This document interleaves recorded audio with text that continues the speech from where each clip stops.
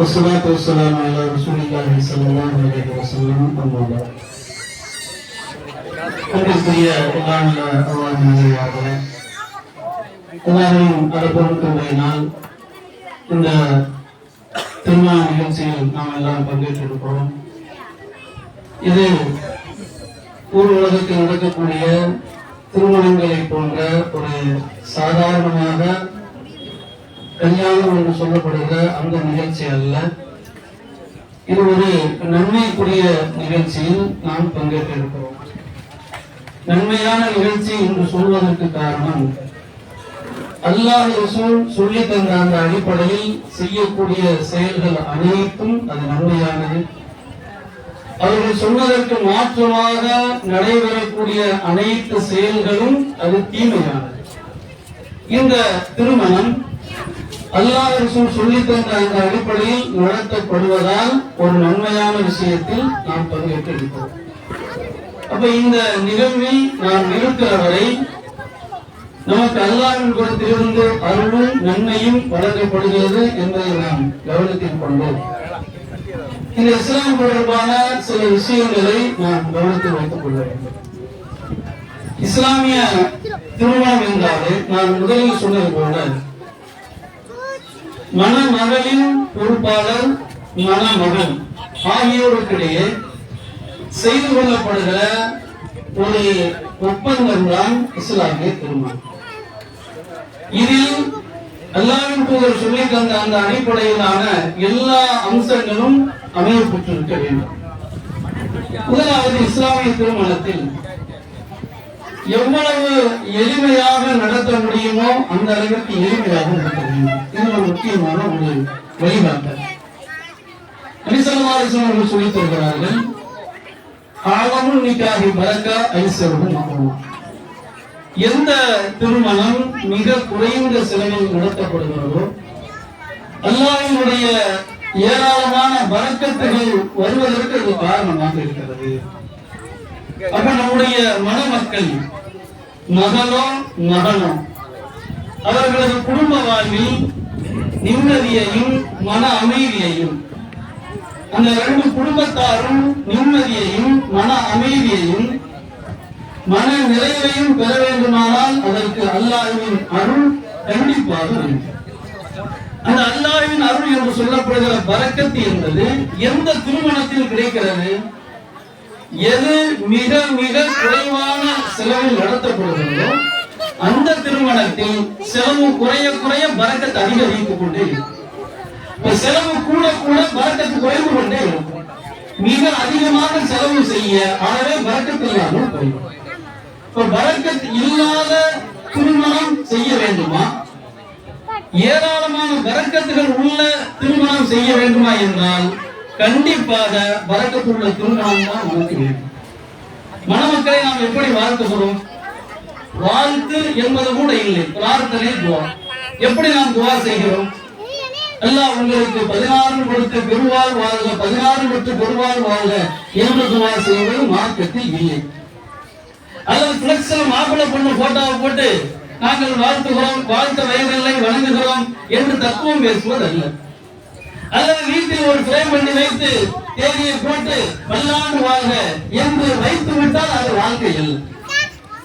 வாழ்க்கை என்பது, வாழ்த்து என்பது, பிரார்த்தனை என்பது அல்லாஹ்வின் தூதர் சொல்லித் தருகிறார்கள். பாரக்கல்லாஹ், பாரக்கல்லாஹு லக வ பாரக அலைக வ ஜமா பைனகுமா ஃபீ கைர். அல்லாஹ் உங்களுக்கு அருள் செய்வானாக, பரக்கத் செய்வானாக, உங்கள் இருவரையும் நல்ல விஷயங்கள் அல்லாஹ் ஒன்று சேர்ப்பானாக. அப்போ ஒரு மணமக்களுக்காக நாம் செய்ய வேண்டிய அடிப்படையான முக்கியமான துஆவே பரக்கத் என்பது. அந்த பரக்கத் என்பதை மனிதன் இன்னொரு மனிதனுக்கு கொடுக்க முடியாது. இறைவனால் மட்டுமே பரக்கத்தை வழங்க முடியும். அந்த பரக்கத் நமக்கு வேண்டுமானால், நமக்கு அவசியம் என்று நாம் கருதினால், கண்டிப்பாக அது குறைவான செலவில் திருமணம் நடத்தப்பட வேண்டும் என்பதை இந்த 2 ஹதீஸ்கள் மூலமாக நாம் கவனித்து வைத்துக் கொள்ளலாம். அப்ப பரக்கத் என்பது இன்றி அமையாதது. இதனுடைய விளைவுகளை, பரக்கத் இல்லாததன் விளைவுகளை காலம் செல்ல செல்ல பல குடும்பத்தினர் உணர்ந்து கொண்டிருக்கிறார். நாம் நினைக்கிறோம் 2 பேருக்கும் திருமண ஒப்பந்தத்தை செய்துவிட்டால் இனிமேல் எதுவுமே இல்லை, அனைத்தும் முடிந்து விட்டது என்று நினைக்கிறோம். அப்படி இல்லை.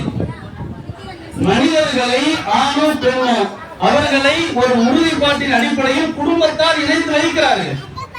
அதை சிறப்புற செய்ய வைப்பது அல்லது அருள் மிகுந்ததாக மனநிறைவு மிக்கதாக மாற்றுவது அல்லாஹ்வின் வேலை.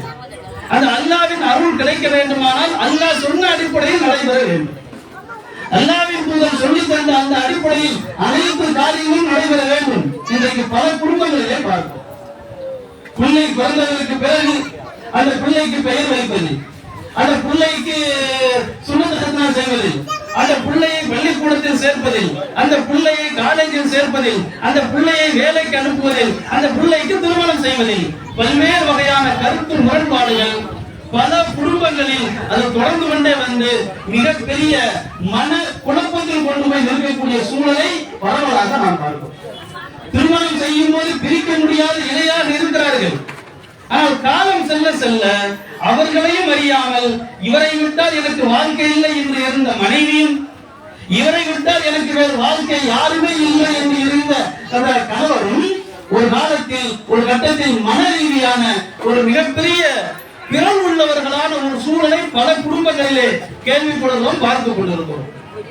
திருமணம் செய்யும் போது நன்றாகத்தானே இருந்தார்கள். எப்படி இன்றைக்கு எவ்வளவு பெரிய ஒரு மன குழப்பமோ அல்லது மன பிறழ்வோ ஏற்பட்டு இருக்கிறது என்றால் கண்ணுக்கு தெரியாத அல்லாஹ்வின் அருள் அங்கு இல்லை. அல்லாஹ்வின் அருள் வேண்டுமானால் அதனுடைய வேறு அடிப்படையாக இருக்க வேண்டும். வேறு என்பது திருமணம், திருமண ஒப்பந்தம். அதனால்தான் அல்லாஹ்வின் தூதர் திருமணத்தினுடைய அடிப்படை துஆவாக சொன்னார்கள், பாரக்கல்லாஹ், அல்லாஹ் உங்களுக்கு பரக்கத்தை தர வேண்டும் என்று சொன்னார். வேரில் பரக்கத் இருக்கும் என்றால் அதனுடைய அந்த மரத்தினுடைய விளைவுகள் என்னவெல்லாம் இருக்குமோ அனைத்தும் பரக்கத்தாக மாறும். அது இலையாக இருந்தாலும், கிளையாக இருந்தாலும், காயாக இருந்தாலும், பூவாக இருந்தாலும், அது பழமாக இருந்தாலும், பழுத்து போன கொட்டையாக இருந்தாலும் அனைத்துமே அருள் மிக்கதாக மாறும். எப்போது? அடிப்படை பரக்கத் இருக்க வேண்டும். திருமண ஒப்பந்தம், திருமண அந்த இணைப்பு என்பது பரக்கத்தில் நடைபெற வேண்டும். எந்த திருமண பரக்கத்தில், எந்த திருமணத்தில் பரக்கத் கிடைக்கிறது? மிக எளிமையாக நடத்தப்படுகிற திருமணத்தில் தான் பரக்கத் கிடைக்கிறது.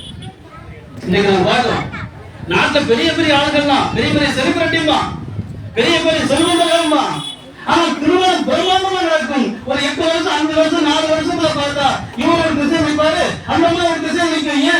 காசு பணத்துக்கு குறைவில்லை, மதிப்பு மரியாதைக்கு குறைவில்லை. போன பக்கம் எல்லாம் மீடியாக்கார மைக்க நீட்டிக்கிட்டு சொல்லுங்க மேடம், சொல்லுங்க சார் அப்படின்னு கேட்கல, எந்த குறைவும் இல்லை. ஆனா நிம்மதி, குடும்பத்துக்குள்ள வீட்டுக்குள்ள போனா சந்தோஷம் இல்லை, மன நிறைவு இல்லை, வீட்டை விட்டு வெளியே போனாதான் நிம்மதி என்கிற நிலைக்கு தள்ளப்பட்டிருக்கிறார்கள். காரணம் என்ன? வெளி தோற்றத்தில் நீங்கள் திருமண ஒப்பந்தத்தை நடத்திருக்கலாம், அல்லது பேச்சுவார்த்தையை முடித்திருக்கலாம், அல்லது தாலியை கட்டிருக்கலாம், எங்க பண்ணிருக்கலாம். ஆனால் இறைவன் கொடுத்திருந்த அருள் இல்லை. நான் உதாரணத்திற்கு செலிபிரிட்டி என்பதாக பேசுகிறேன். பல குடும்பங்களில் இது இருக்கிறது, இஸ்லாமிய குடும்பத்தில் கண்டிப்பாக இருக்கிறது. காரணம் என்ன? அல்லாஹ்வின் உத்தரவை புறக்கணிக்கிறோம், ரசூலுடைய வழிகாட்டலை புறக்கணிக்கிறோம். அல்லாஹ் ரசூலுடைய உத்தரவை புறக்கணித்து விட்டு நாம் செய்யக்கூடிய செயலில் எப்படி மன நிறைவு இருக்கும்? இந்த சகோதரர் சமீர், அவருக்கு நினைத்தால் பிரமாண்டமான முன்னாள் இருக்கிறவங்க, அவங்களால முடிந்த அவங்க சக்திக்கு பிரமாண்டமா நடத்த முடியுமா? இல்லையா? ஒரு 10,000 20,000 பிரமாண்டம் பந்தல் போட்டு, இது வெயிலுக்காக போட்டுக்கிறாங்க, கல்யாணத்துக்காக இல்ல, வெயில்ல ஒரு 1/2 மணி நேரம் உட்காரணும் மக்களுங்கிறதுக்காக அதை போட்டுக்கிறாங்க. அப்போ ஒரு பிரமாண்டமான முறையில் ஒரு பந்தலை போட்டு சீரியல் எடுத்து தொங்க விட்டு வீட்டு வாசல போல பல வீட்டை நீங்க பாருங்க, அப்படியே மாலை மாலையா தொங்க லைட்டு. அந்த மாதிரி ஒரு வாரத்துக்கு ஜிகு புகுன்னு சொல்லி லைட்டை போட்டு தொங்க விட்டு நாகரிக பாட்டு அல்லது சினிமா பாட்டு நாகரிக பாட்டை மாற்றி போட்டு காட்ட முடியுமா இல்லையா? எங்க கல்யாணம் போட்டு காட்ட முடியுமா இல்லையா? ஏன் செய்யல? அல்லாஹ் ரசூல் சொல்லல. மாற்றமா நடந்து அவனுடைய கோபத்திற்கு நாம் ஆளாக வேண்டியது இருக்கும், அல்லாஹ்வுடைய குற்றத்திற்கு குற்ற நடவடிக்கைக்கு உள்ளாக வேண்டியது இருக்கும் என்பதனால் தவிர்க்கிறார், என்பதனால் அவர் எளிமையாக நடத்துகிறார். பத்திரிகை அடிப்பது ஒரு ஆடம்பரம் என்பதாக நாம் சொல்கிறோம். பத்திரிகை அடிச்சு வச்சிருக்கிறாங்க எதுக்கு? தெருத்தருவா ஊடு ஊடா கொண்டு போய் கொடுக்கறதுக்கா? அரசாங்கத்துல பதிவு சேர்ந்து என்ன நிபந்தனை வச்சிருக்கிறான்? பத்திரிகை வேணுங்கிறான். அதனால ஒரு 10-50 பத்திரிகை அடிச்சு வச்சுக்கணும். ஒரு பத்திரிகையும் அடிக்க முடியாது. பிரஸ்ல போய் எனக்கு ஒரே ஒரு பத்திரிகை அடிச்சுதான் கேட்க முடியாது. அதனால ஒரு 10 ரூபாய் கொடுத்தாதான் அவன் போட்டு தருவாங்கிறதால அதுக்கு ஒரு ஏற்பாடு. ஏன் இந்த எளிமையாக நடத்துகிறார்கள்? மக்கள் பாராட்டுவார்களா விமர்சிப்பார்களா அல்ல, படைத்தவன் பாராட்டுவானா கோபப்படுவானா, இது ஒன்றுதான் பாரு. அப்ப அல்லாஹ் எளிமையாக நடத்த சொல்றான். ஆகவே நாங்கள் எளிமையாக நடத்துகிறோம். நாம் கலந்து கொள்ளக்கூடிய திருமணங்கள் இந்த அடிப்படையில் இருக்கிறதா என்பதை கவனத்தில் வைக்க வேண்டும். நாம் நடத்தக்கூடிய திருமணம் இந்த அடிப்படையில் இருக்கிறதா என்பதை நாம் கவனத்தில் வைத்துக் கொள்ள வேண்டும். இது ஒரு முக்கியமான ஒன்று, அதாவது எளிமையாக நடத்தப்பட வேண்டும். இரண்டாவது முக்கியமானது, இஸ்லாமிய திருமணத்தை பொறுத்தவரையில் மணமகன் மணமகளுக்கு மகன் கொடுத்து நடத்த வேண்டும். இதுதான் மிக முக்கியமான ஒரு அடிப்படை. திருமண பேச்சிலேயே பெண்ணின் குடும்பத்தாரிடம் நீங்கள் எவ்வளவு போடுவீர்கள், எவ்வளவு கொடுப்பீர்கள், எவ்வளவு எதிர்காலத்தில் கொடுப்பீர்கள் என்கிற கேள்விக்கு இடமில்லை. அல்லாஹ்வின் தூதர் பல மணமகளிடத்தில் தான் கேள்வி கேட்டார்கள். திருமணம் செய்ய போற அப்படின்ன உடனே பெண்ணை பாத்தியா, பெண் எப்படி இருக்கும் அந்த கேள்விக்குள்ள போகல, பெண்ணுக்கு சொத்து எவ்வளவு இருக்கு என்கிற கேள்விக்குள்ள போகல, உனக்கு மகள் எவ்வளவு கொடுக்க முடியும் சொல்லு. யாரும் சொல்ல எனக்கு மகள் கொடுக்க சக்தி இல்ல, பேசாம கொஞ்ச நாளைக்கு இருப்பா, உன்னை நீ மகள் கொடுக்கிற அளவுக்கு தயார் பண்ணிக்க, உன்னை நீ தகுதிப்படுத்திக்கிட்டு அதுக்கு பிறகு நீ திருமண பேசு என்பதாக அதை சரி பண்ணித்தான் விடுவார்களே தவிர, கவலைப்படாதப்பா ஒன்னொன்று செல்வந்தரா இருக்கான் நிறைய வருமானம் கொடுப்பான் என்று அல்லாஹ்வின் தூதர் சொல்லவே இல்லை. நாம இன்னைக்கு திருமண பேச்சு எடுத்தாலே பயப்படுறது யாரு, கவலைப்படுறது யாரு? மனமகன கவலைப்படுறாரு. பெண்ணை பெற்றவர்கள் தான் திருமண வயசுல கவலைப்படல, ஆஸ்பத்திரியில பெத்து எடுத்த உடனே பயம் உண்டு. பிரசவம் ஆன உடனே 2 வகையான கவலை. பெண்ணுக்கு, அந்த பிரசவிக்கக்கூடிய பெண்ணுக்கு 2 வகையான பயம். எப்படி நம்ம இந்த பிரசவ ரூம்லேருந்து வெளியே போவோமா அப்படிங்கிற ஒரு பயம். இரண்டாவது, மூலமுள்ள பிறக்குமா ஆம்பளை பிறக்குமான்னு சொல்லி இதை விட பெரிய கவலை ரூமுக்கு வெளியில இருப்பான். பாப்பம் பொழுது சொந்த பந்தத்துல இருந்து எல்லாரும் வெளியே உட்கார்ந்து இருப்பாங்க. ஆம்பளை பிறந்தா பட்டாசு வெடிக்காத ஒரே சந்தோஷம், பொம்பளை பிறந்தா மையத்தோடு இல்லாத அளவுக்கான ஒரு சோகம். அவ்வளவு நிலை இன்னைக்கு சாதாரண நம்ம ஊர் ஆஸ்பத்திரி இருக்குதுங்க.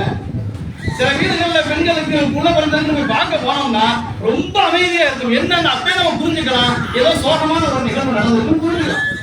எது சோகம்? பொம்பளை புள்ள பிறந்துருச்சு. இந்த பொம்பளை பிள்ளைனால சோகம் வர்றதுக்கு என்ன காரணம்? ஒரு வகையான துக்கம் அடைப்பதற்கு என்ன காரணம்?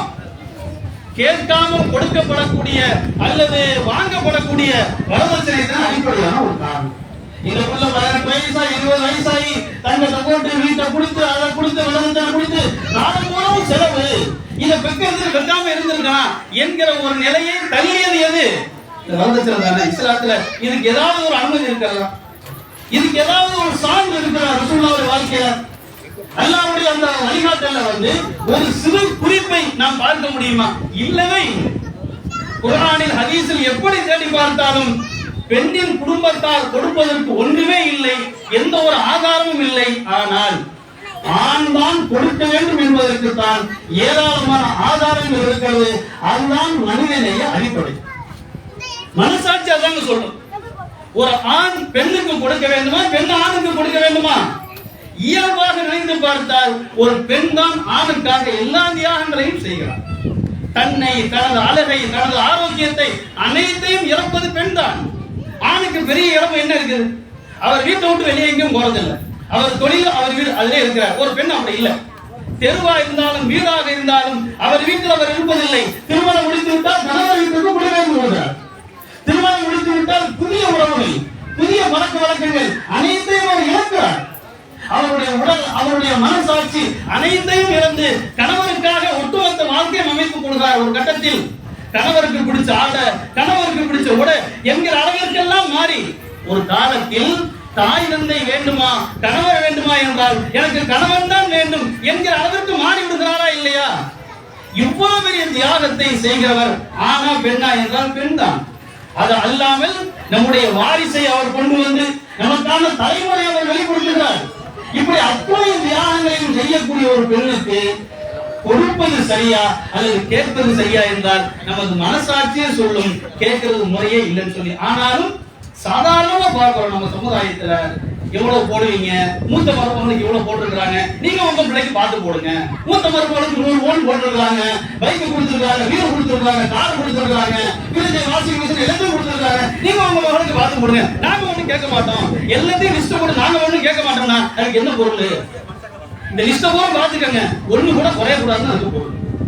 இப்ப இப்படி நேரடியாக மறைமுகமாக அன்பளிப்பு அவங்க பிள்ளைக்கு அவங்க போடுறாங்க என்று சொல்வதற்கான எந்த ஒரு சான்றும் ஆதாரமும் மார்க்கத்தில் இல்லை. அப்ப வரதட்சணை என்பது இஸ்லாத்தில் எந்த வகையிலும் அனுமதிக்கப்பட்டதில்லை. ஆனால் பார்க்கிறோம் அந்த வரதட்சணை என்பதற்கு பெயர் மாறுகிறது.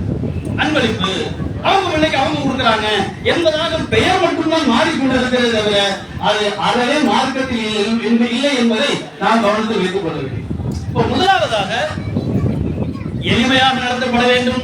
இரண்டாவதாக வரதட்சணை என்பது அறவே இருக்கக்கூடாது, மாறாக மகர் தான் ஒரு திருமணத்தினுடைய அடிப்படையாக இருக்க வேண்டும்.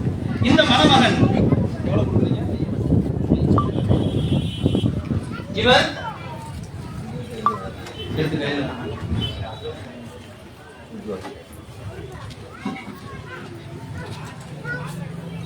இந்த மணமகன் மணமகளின் சகோதரியிடம் பொறுப்பாளரிடம் 10 கிராம் தங்க செயின் டாலரோடு சேர்த்து கொடுக்கிறாங்க. எதுக்கு இதை நம்ம சபையில பகிரங்கமாக கொடுக்க வேண்டிய நிலை ஏன் ஏற்படுகிறது என்றால், இன்னைக்கு மகர் என்பது சில 1100 1001 என்று இருந்தது, அது கொஞ்சம் கூடி இருக்கிறது. பதிவு செஞ்சிருவாங்க, 1001 2002 என்பதாக பதிவு செய்து விடுவார்கள். வரதட்சணை என்பது எந்த வகையிலும் எல்லை இல்லாத அளவிற்கு வாங்கப்படுகிறது, அது அறவே அனுமதிக்கப்படாது. மகர் என்பது ஏதோ ஒரு பேரளவுக்கு போனா போயிட்டு போகுது, ஏதோ ஐயோ பாவம் எனக்கு வந்து கொடுப்போம் என்பதை போன்று சமுதாயம் நினைக்கிறது. அப்படி இல்லை, கட்டாய கடமை கொடுத்தாக வேண்டும். கொடுக்கவில்லையானால் மணமகன் ஒரு வகையில் கடனாளி, ஆரம்பத்திலே கடனாளி என்று மார்க்கம் நமக்கு வலியுறுத்துகிறது. அல்லாஹ்வின் தூதர் மார்க்கம் எந்த அளவுக்கு சொல்லி தருகிறது, ஒருத்தர்கிட்ட இப்ப கொடுக்க வசதி இல்லையா, ஒரு தவணை மார்க்கம் சொல்கிறது. இந்த இவ்வளவு மாசம் தவணை எடுத்துக்க, இத்தனை வருஷம் தவணை எடுத்துக்கொள், அந்த தவணை அடிப்படையில் கொடுத்துவிட என்கிற அளவுக்கு மார்க்கம் சொல்லி தருகிறது. அப்போ ஒரு மணமகளுக்கு மகர் கொடுக்கவில்லையானால் அவன் ஆரம்பத்திலேயே கடனாளாகி விடுகிறான் என்பதையும் நாம் கவனத்தில் வச்சுக் கொள்ளணும். இது சமுதாயத்திற்கு தெரிய வேண்டும் என்பதற்காகத்தான் நம்ம ஜமாத்துல பரவலாகவே இந்த மகரை மக்கள் பார்வைக்கு தெரியவான கொடுக்கும். மற்றபடி விளம்பரத்திற்காக இல்லை, மக்களுக்கு காட்டுவதற்காக அல்ல. இதை நீங்கள் மறைத்து செய்யாதீர்கள், சாதாரணமா நினைக்காதீங்க. கட்டாய கடமை, அந்த கடமையை மக்கள் உணர வேண்டும் என்பதற்காகத்தான் இப்படி பகிரங்கமாக கொடுக்க வேண்டிய ஒரு நிலையும் ஏற்படுகிறது. அப்ப இந்த 2 அடிப்படையை நாம் கவனித்து வைத்துக் கொள்ள வேண்டும். முதலாவது மகர், இரண்டாவதாக எளிமையாக நடத்தப்பட வேண்டும். நாம் நடத்தக்கூடிய திருமணங்கள் அல்லது நாம கலந்து கொள்ளக்கூடிய திருமணங்கள், இந்த 2 அடிப்படையும் இருக்கிறதா என்பதை நாம் கவனித்து வைத்துக் கொள்ள வேண்டும். நாம் ஒரு திருமணத்தில் கலந்து கொள்ள இருக்கிறோம், விசாரிக்கிறப்ப வரதட்சணை வாங்க கொடுக்குறியாப்பா, ஆமாண்டாங்கண்ணா, அந்த பாவத்தில் நான் கலந்துக்க முடியாதுப்பா, என்ன ஆள விட்டு என்பதாக நாம் முகத்துக்கு நேராக சொல்ல வேண்டும். தயங்க கூட ரொம்ப பிரமாண்டமா நடத்துறியா, நான் ஏதோ பண்ணிக்கப்பா, உன் நிலைமைக்கு நீ பாத்துக்க, நான் அல்லாட்டு நாளைக்கு என்னால பதில் சொல்ல முடியாது, நான் கலந்துக்கிறப்பா, நான் நினைச்சுக்கிறாங்க என்பதாக நாம பகிரங்கமாக சொல்ல வேண்டும்.